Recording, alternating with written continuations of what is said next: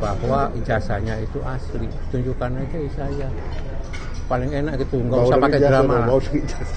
Justru dengan beliau turun ke beberapa wilayah, itu justru partai kita semakin solid. Ya, partai kita akan semakin solid untuk membangun internal partai maupun lebih solid untuk turun ke bawah.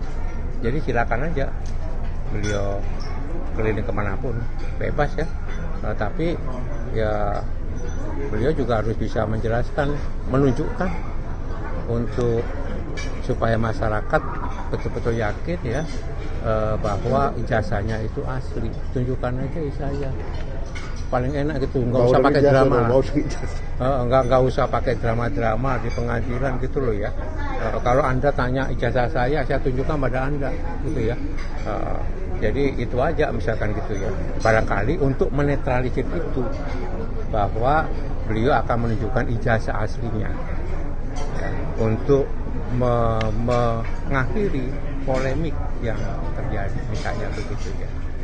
Jadi monggo. Satu lagi dan kabarnya dia juga akan dalam waktu dekat akan diumumkan sebagai ketua Dewan Pembina PSI Pak. Kan kita tahu lah, kita dari dulu lah.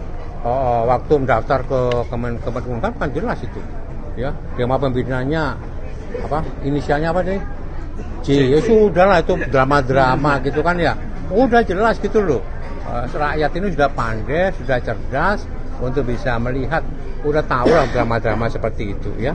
Pak Jarod mungkin satu lagi soal ya, insya Allah beliau hadir, doakan aja ya, beliau ada waktu kesempatan untuk hadir ya. Tapi yang jelas partai itu juga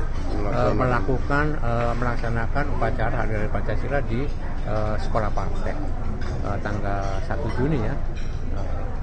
Jadi kita lihat besok ya. Terkait pilkada, pileg, pilpres ke depan gitu, apakah dari PDIP sudah ada arahan, target ataupun obrolan gitu, karena kita tahu RUU Pemilu di DPR juga masih mandek, itu gimana Pak kalau dari PDIP? Sorry. Untuk terkait pilkada, pileg maupun pilpres ke depan, apakah dari PDIP sudah ada arahan, obrolan atau? Ya, di PD Perjuangan kita sudah membentuk tim yang akan melakukan evaluasi terhadap undang-undang pemilu dan persiapan menuju pada pemilu tahun 2029. Tapi yang penting sekarang juga bahwa ya di DPR sedang menjadi pembicaraan soal undang-undang pemilu, karena itu adalah pintu masuk untuk kita bicara soal persiapan menuju 2029. Dan yang itu di Komisi 2, tapi yang saya dengar kemarin katanya ini akan dialihkan ke pemerintah, jadi inisiatifnya adalah pemerintah. Rekan-rekan pers ya yang telah hadir pada pagi hari ini. Hari ini PD Perjuangan melaksanakan bimbingan teknis untuk anggota DPRD se-Indonesia. Tapi karena PD Perjuangan ini partai yang besar, anggota DPRD-nya itu hampir 4.000, maka untuk supaya efektif kita lakukan ke dalam 6 region. Ini regionnya pertama, ini dilakukan di Jakarta, yang diikuti oleh DPRD Provinsi DKI Jakarta, kemudian Banten, Jawa Barat, Kalimantan Barat, Kalimantan Selatan, Kalimantan Timur, Kalimantan Utara, dan Kalimantan Barat. Seluruh Kalimantan. Kemudian nanti region yang kedua itu akan dilakukan di Bali, yang akan diikuti oleh Bali, NTB, NTT, Jawa Timur, Jawa Tengah, dan DIY. Dan seterusnya. Yang terakhir nanti region 6 akan dilakukan di Jayapura untuk seluruh teman-teman DPRD dan KSB se-Papua. Tadi acara pembukaan itu untuk konsumsi internal, ya, bukan konsumsi eksternal. Jadi sekali lagi, apa yang saya sampaikan tadi dalam pembukaan adalah untuk konsumsi internal, bukan eksternal. Yang kedua, di dalam pembukaan diperkenalkan satu lagu, yaitu Bung Karno Bapak Marianisme. Jadi di acara protokoler partai itu akan dinyanyikan Bung Karno Bapak Marianisme. Karena memang Marianisme itu dikemukakan, digali ya dari Bung Karno. Marianisme itu berawal dari seorang petani kecil di Bandung Selatan yang namanya Pak Marhen. Karena PD Perjuangan sebagai partai yang memang dibangun berbasis berorientasi kepada rakyat Marhen, rakyat kecil, kaum duafa, kaum tertindas. Mereka yang miskin karena dieksploitasi oleh satu sistem sosial dan sistem politik. Jadi dua hal. Kemudian bimbingan teknis ini akan dilakukan mulai hari ini sampai dengan besok.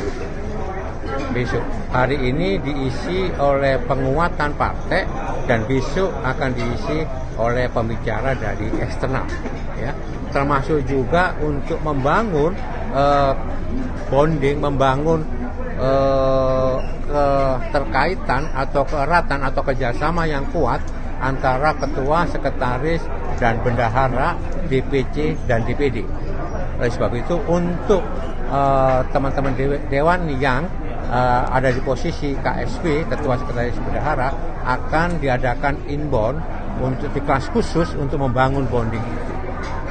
Itu saya pikir sekarang ini, tapi di sisi lain kayaknya Pak Presiden menganggap soal kenaikan dolar ini seperti dalam tanda kutip tenang-tenang aja, karena bahkan Presiden bilangnya rakyat desa nggak pakai dolar. Mungkin sedikit katakan pada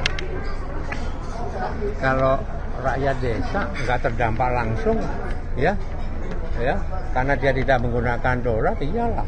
Tapi harga-harga lihat ya, mumpung tinggi. Sekarang ini misalnya contoh ya, ini pengusaha tahu dan tempe itu menjerit karena harga kedelai itu naik, ya. Kalau misalnya terus seperti ini bisa tutup itu.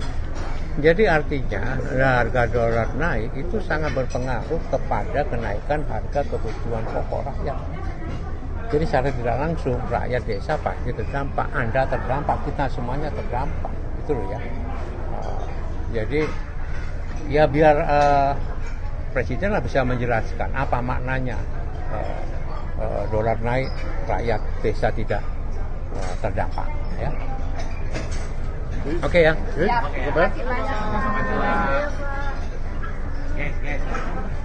Subscribe, share, like, and comment. Subscribe, share, like, and comment. Subscribe, share, like, and comment. Subscribe, share, like, and comment. Subscribe, share, like, and comment.